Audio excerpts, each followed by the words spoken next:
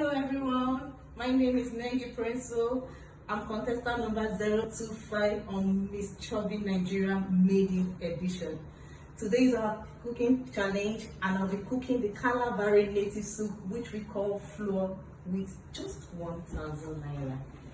Here are my ingredients and this is my fish with 200 naira, ngolo 100 naira, isam 100 naira, oporo 100 naira, pepper and bitter leaf 100 naira, oil and crayfish 100 naira. This is the cocoyam and this is my onions and salt with the Maggi cube 100 naira. I love cooking with Maggi cube, that's why I'm wearing the apron. And this is my curry for 200 naira. And now I'll be cooking the first thing I'm going to be doing now is to put my oil into the pot. I will allow the fish for 5 minutes. I allowed 5 minutes for the fish to boil, and now I will be putting my isam.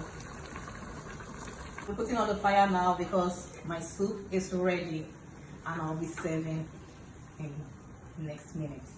Thank you. Wow, this is the end product of the 1,000 naira cooking challenge of the Kalabari native soup which we call flour.